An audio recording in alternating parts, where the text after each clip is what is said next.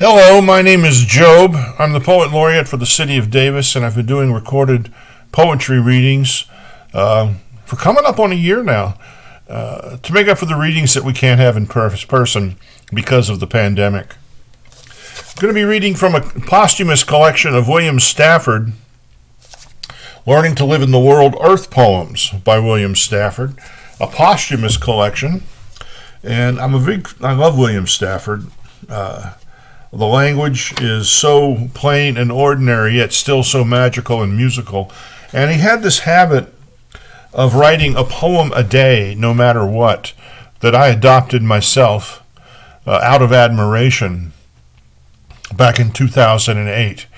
And he was asked once, what do you do if your poem's not so good that day? He said, I lower my standards.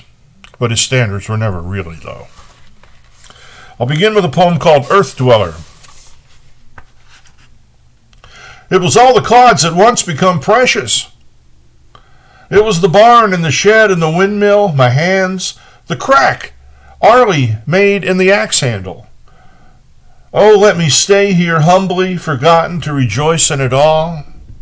Let the sun casually rise and set. If I have not found the right place, teach me, for somewhere inside the clods are vaulted mansions. Lines through the barn sing for the saints forever. The shed and windmill rare so glorious, the sun shudders like a gong. Now I know why people worship, carrying around magic emblems. Wake them up talking dreams they teach to each other.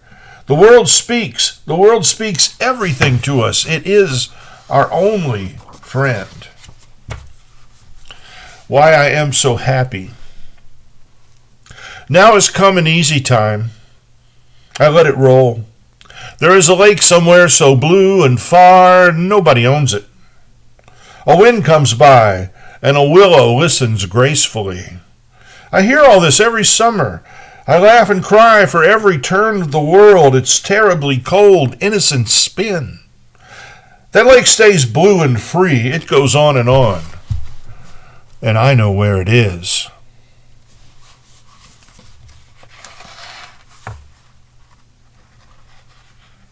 Where we live. Inside a house I live, inside a room that knowing makes. Then far inside something greater no one can find or say, and you live beside me, millions of stars away. What if we were alone? What if there weren't any stars? What if only the sun and the earth circled alone in the sky? What if no one ever found anything outside this world right here? No Galileo could say, look, it is out there, a hint of whether we are everything. Look out at the stars. Yes, cold space. Yes, we are so distant that the mind goes hollow to think it, but something is out there. Whatever our limits, we are led outward. We glimpse company. Each glittering point of light beckons. There is something beyond. The moon rolls through the trees, rises from them, and waits.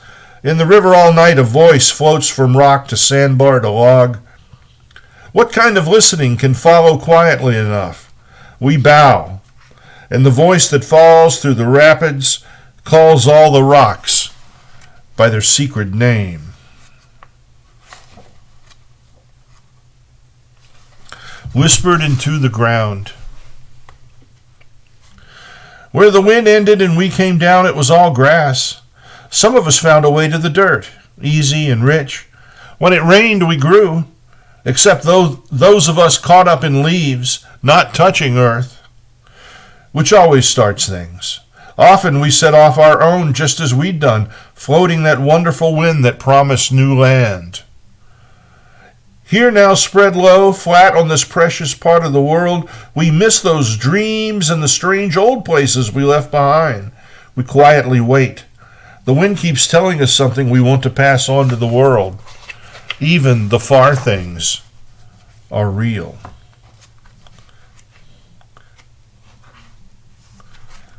This is a very well-known poem, Traveling Through the Dark. Traveling through the dark, I found a deer dead on the edge of the Wilson Road. It is usually best to roll them into the canyon. That road is narrow. To swerve might make more dead. By the glow of the taillight, I stumbled back of the car and stood by the heap, a doe, a recent killing. She'd stiffened already, almost cold. I dragged her off. She was large in the belly. My fingers touching her side brought me the reason. Her side was still warm. Her fawn lay there waiting, alive, still, never to be born. Beside that mountain road I hesitated. The car aimed ahead its lowered parking lights. Under the hood purred the steady engine. I stood in the glare of the warm exhaust turning red. Around our group I could hear the wilderness listen. I thought hard for us all, my only swerving. Then pushed her over the edge into the river. Learning to Live in the World, Earth Poems by the late William Stafford, a great poet. If you feel up to it, try writing a poem every day. It's a wonderful practice, and I'll tell you something that Picasso used to say. Inspiration finds you better with perspiration. Inspiration comes. It's best to find you working. My name is Job. Take care.